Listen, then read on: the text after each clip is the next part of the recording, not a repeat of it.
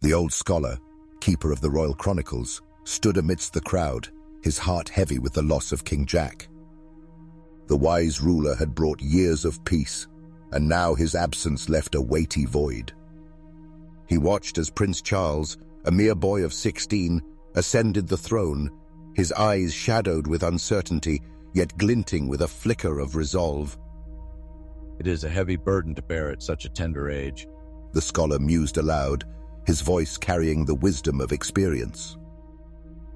King Charles sat at the head of the table, his youthful face set with determination. He knew the threat of the dragons could no longer be ignored. We must unite the kingdoms, he declared, his voice firm despite the skepticism in the room. Lord Duncan, a seasoned warrior, raised an eyebrow, his voice gruff. And if they refuse, young king? Then we shall make them understand the severity of our plight, Charles replied, his eyes burning with the fire of a true leader.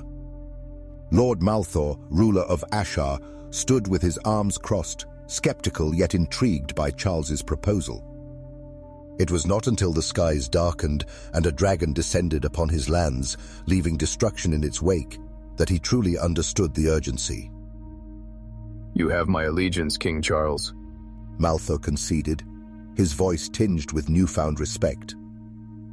The old scholar watched from a safe distance, his heart pounding as Charles led the charge, his father's sword gleaming with an ethereal light. He fought valiantly, the spirit of King Jack seemingly guiding his hand. For the kingdom, Charles shouted, his voice cutting through the clamor of battle. King Charles stood amidst the debris, his mind reeling with the knowledge that only he could defeat the Dragon King. The scholar approached, his voice soft with understanding. The legacy of your bloodline, Charles. It is both your burden and your strength, he said, placing a reassuring hand on the young king's shoulder. Charles led his men through treacherous terrain, their resolve tested by every challenge the mountains threw at them.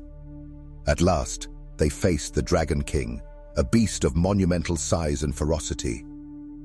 This ends now, Charles declared, his voice echoing with the weight of destiny as he charged forward, his sword aimed true. The old scholar chronicled the events, his quill flowing with the tales of bravery and sacrifice.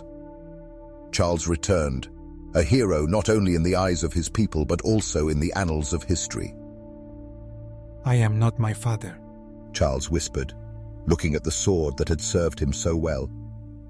But I will try to be the king they need. And so, the legacy of King Jack lived on, not just in legends, but in the heart and deeds of King Charles, a true ruler forged in fire and resolve.